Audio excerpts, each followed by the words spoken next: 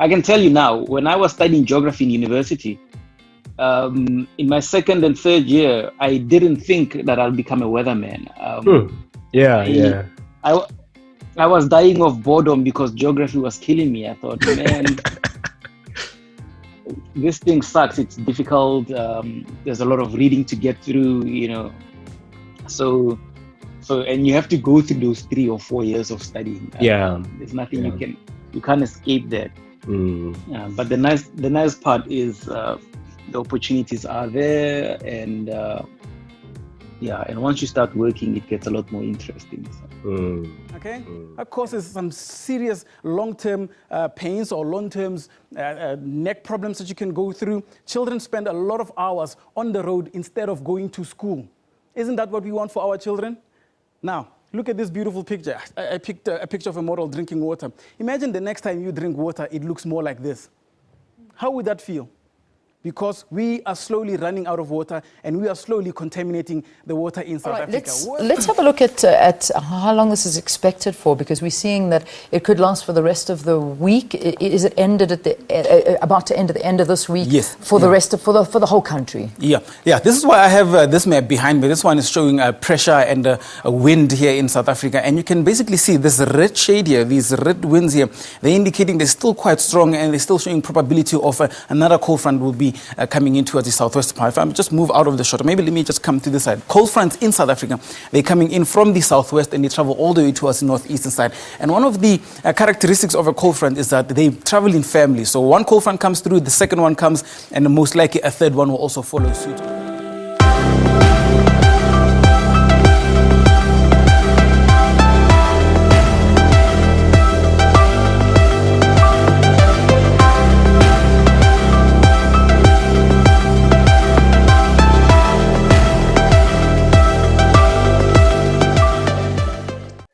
Hello, everybody. Welcome to yet another episode of Rolling with Spurinator. My name is Busiso Mbonambi.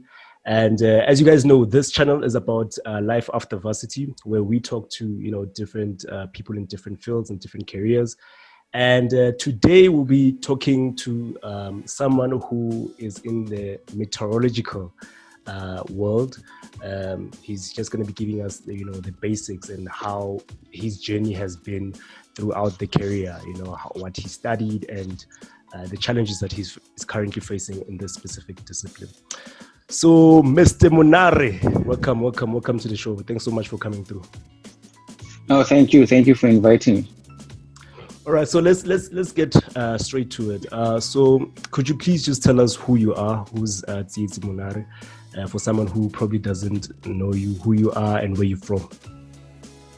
Okay, great. I'm Tsietsi Monare from a very small town called Wolmaranstad in the Northwest Province.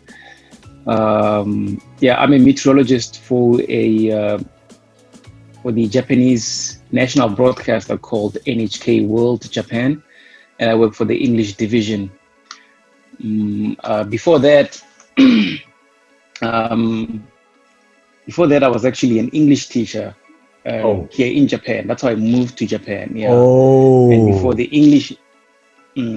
English teaching, I was a meteorologist for SABC. I worked there for Morning Live for almost 9 years. Yeah, 9 years basically. Sure. Okay, so in varsity, what did you study for you to become a meteorologist? So I actually didn't study to become a meteorologist. I studied geography and environmental management because I've always been interested in geography and environmental sciences. And I had a big focus on human geography, so things to do with urban development and basically human dimensions in terms of looking at how people interact with the planet that they live in, like where they choose to live, why they choose to live there, and all the environmental things that affect them for living where they live. And then there was a small segment of physical geography in it where I did climatology and meteorology and all sorts of other stuff like soil sciences and basically knowing what geographers usually know, I guess. Yeah, and then in my honors year, the SABC needed weather presenters. Okay.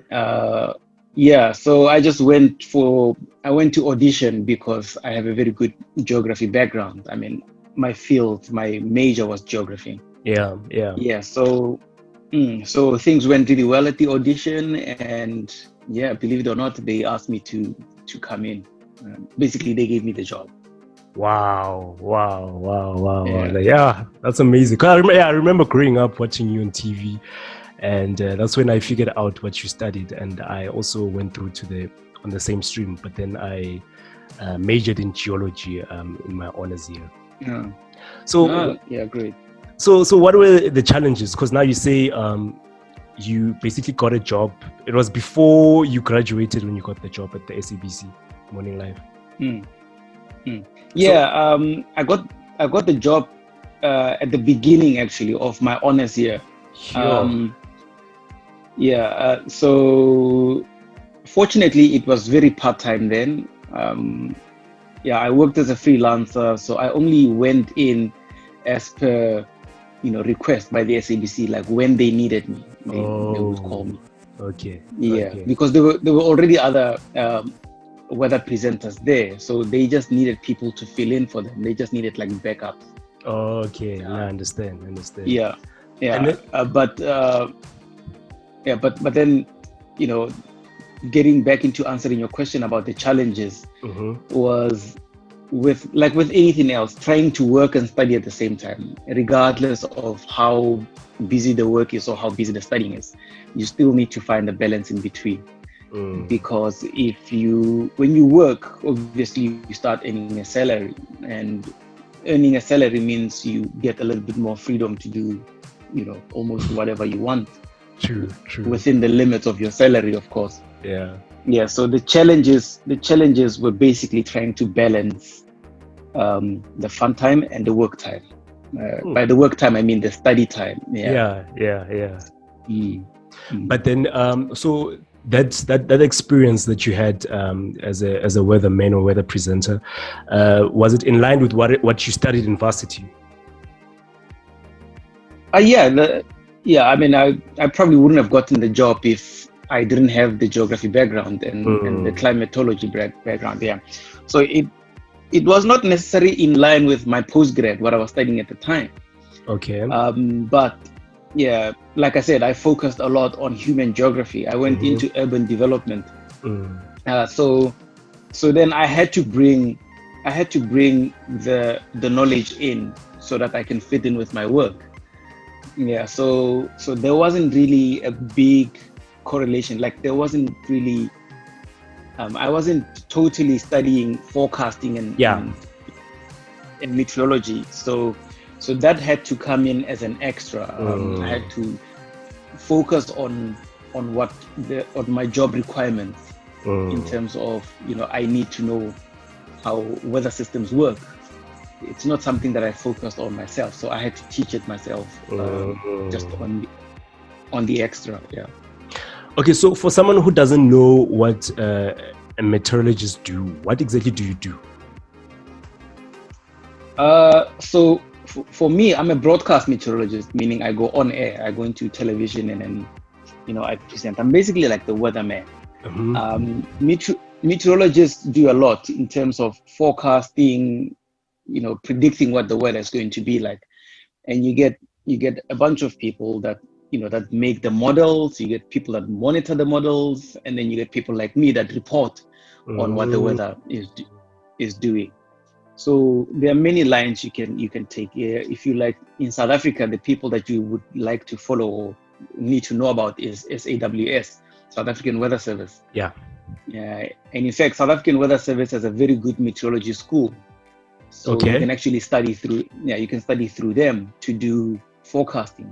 A lot of my previous colleagues at the SABC came from SAWS. They worked at SAWS, and then they got into television because obviously we needed weather presenters at some point. Yes. So you can be a just to answer the question again, based on what I do, is you can you can approach it in that way in reporting what the weather is like. Yes. And usually, you'd report for a media company, whether it is radio, newspaper, or television. And that involves gathering all the information about the weather, which is what happens on a daily basis, and doing forecasts for 2 or 3 days in advance. So telling people to get ready. So the way I see it, like, it's very broad. I feel like the field is very broad. You find people that are working in the background as well, like you said, and then you find people who are reporting as well. So I think in that way, is it broad? How broad is the career, and what are the opportunities? Yeah, I wouldn't necessarily say it's that broad. It's actually quite a niche kind of field, because within the field itself, meteorology, yes, it's broad in a sense that you can do a lot of things within it, in terms of, like I just said, forecasting or presentations or writing or doing research about things like climate change, or linking it with a lot of other stuff like agriculture. You can basically do long-term forecasts for what the country should expect in terms of agricultural produce and so on. So in that regard, yes, it can be quite broad, but it can also be a very narrow field, in a sense that when you go into it, there's only so much that you can do. I mean, it's not like the opportunities are massive, far and wide. Like, you can do so many other things. No, not necessarily. You can actually be boxed in, because when I think about it, if like a meteorologist, all they can do is actually go and forecast the weather. It's up to them what they want to link it to. No, I get you, man. So speaking of climatology, I know that you've worked in collaboration with a lot of organizations like the WMO, in different projects. So what was your role in that, and what were you hoping to achieve, or what have you achieved in terms of that? Okay, my collaborations mostly went the direction of climate change. Like you say, working with WMO. For people that don't know, WMO stands for World Meteorological Organization, which is this body that looks after, forecasters, everything related to the weather, how weather systems work. So I worked with that organization, trying to spread the message about climate change and teaching communities about the impacts of climate change. And that was our goal. We were trying to get people to be aware of what is happening, because it's quite a big issue now. It's a very hot topic. It's been for the last maybe 20 to 25 years, and it's getting worse and worse, because we've seen how storms are getting worse and worse. The planet's getting warmer and warmer, and other places are getting drier and drier. So it's becoming quite it's not becoming, it is a very big threat in terms of how it's populations across the world. And also within WMO, I've worked with them with training other weather presenters across the African continent, which was something that I really enjoyed very much. I met one of the facilitators of WMO, and they asked me if I would like to extend my expertise into improving other weather presenters across the continent. And I went to a few countries where we had seminars, and I was basically helping with skills development in terms of how to present the weather. So these are the collaborations I've done. Nice one. It seems like you are very. So what were your biggest highlights in this career? Oh man, that's such a nice question. It is very good to reflect on the things that make you sort of flow. Biggest highlight, I'll start with my current one. The biggest highlight is getting the job that I have now. Work for an international TV in a foreign country, that was quite major. It's been a year that I've been working with NHK, and it's been one fantastic year working with my new colleagues and learning weather systems of the Northern Hemisphere, something completely different to what I've been doing when I was in South Africa. Another highlight was back in 2014, through WHO, they invited me to attend a climate change summit in New York at the United Nations. So that was very big. I got to do some presentations, and I got to actually chair a panel of climate scientists, and even some presidents were in my my panel session, my panel discussion. At one point, I was in a room with big shots like Ban Ki-moon, Al Gore, Pirandoro. I can't remember. A bunch of other people. Leonardo DiCaprio was in there as well. So that was quite a highlight of my life. It was one of the best weeks ever. And what else? I've had amazing opportunities in South Africa to dip agriculture, Department of Environmental Affairs. So many other people. Regional Department of Sports and Cultural, Rural Development and Disaster Management. It's a lot. Damn. No, that's inspiring, man. That's inspiring. So what tips and advices would you give to someone who wants to, partake in the same career field? Someone maybe who's doing matric, or someone who... Wow. Look, I would say, of course, for someone who's in high school, it's a little bit of a tough one, because people in high school don't necessarily know what they want. They are really, focused, and I'm talking from experience here. By the time I got my matric results, I still had no idea what I'm going to do with my life. But I would say, if I was to give someone advice in high school that wants to go into meteorology, I would say, make sure it is something that you really want to do, because not everybody gets to be a broadcast meteorologist. Not everybody gets to be a Tsietsi Monare and be on television and present stuff. People actually work behind the scenes in offices, and they do the more difficult work and the more mentally taxing kind of work. So make sure it is something that you really want to do, and make sure you're passionate about it.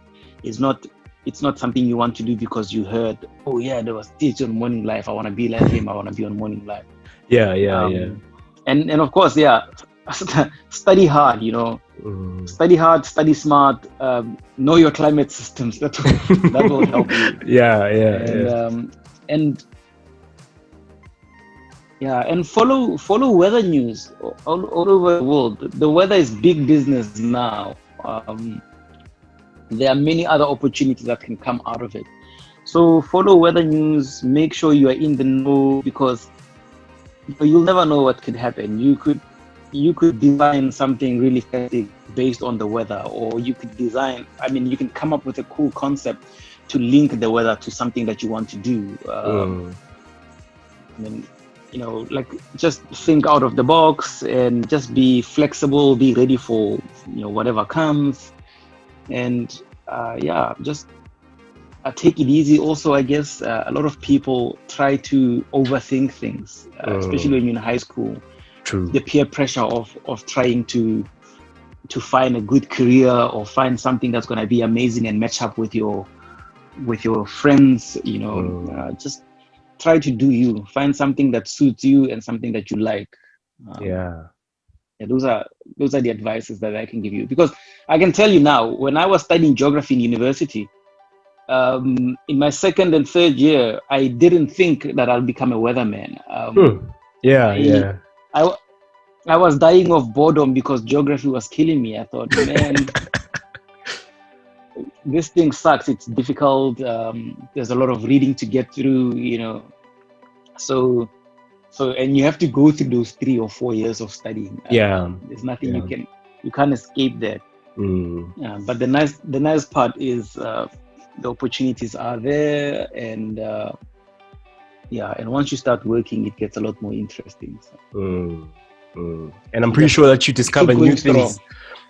You discover new things every time. Of course, yeah, absolutely. Especially if you're open-minded and are willing to try new things. But that goes with any other career. True. Your career does not have to be boxed in. You don't have to say, "Oh, I'm a lawyer. I'm just going to be stuck in a law firm or whatever." It's up to you to what you open your mind to and what you are willing to learn. What you're willing to give up to try new things. That's totally up to you. Yeah. Yeah, man. And then lastly, how has your experience been in a different country, in Japan? How was your experience? Oh yeah, it's been fantastic. It's been a mixed bag of many things, because I got here. Firstly, I gave up my first job as being a weather presenter, and then I came here to Japan as a teacher. So that experience on its own is completely different. I had to learn new stuff. I had to learn how to teach and how to work like normal set of hours, like a 9 to 5 or 8 to 5 type of thing. So that experience was completely different. It was something new to me, and I took it with both hands and I ran away with it, and I really enjoyed it, and it was something quite fun for as long as it lasted. And then my second experience, and also when I landed in Japan, I landed in a different city, a smaller town, fewer people. So that had its own vibe. Okay. And then when I got my current job as a weather presenter for the TV station, I moved to a bigger city, the capital, and that is a completely different vibe. And the job is also completely different. I started working different hours again. But then it was much nicer because now I'm back in my career and I'm back in the things that I really enjoyed doing. So that's been totally amazing. Being in a different country really opens your mind to new things and new experiences. You get to meet new people. You get to change how you see things in life. You almost even change how you speak, because people speak different. Speak different to how you speak. I don't call shops anymore. Now I talk about going to a store. I mean, who says that? So those experiences. They change you as a person in a way. But you stick true to yourself and to who you are.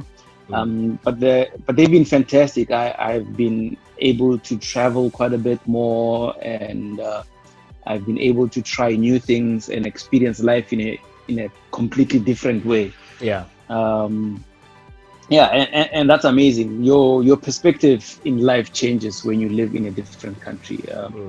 In South Africa, people like big fast cars and big houses. In Japan, it's almost different. The streets are smaller, so you have to get a smaller car to fit in the streets. So oh damn. So things change. Sure. And your priorities also change.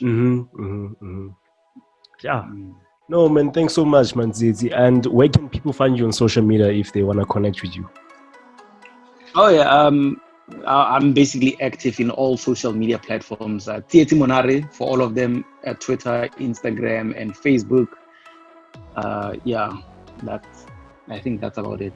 Nah. Thank you so much, man, for coming through to the show. And I hope that this content does help someone else who'd like to be, in the same stream. It's been a great one. Yeah, fantastic. Thank you very much. And I hope it is helpful to everybody out there. And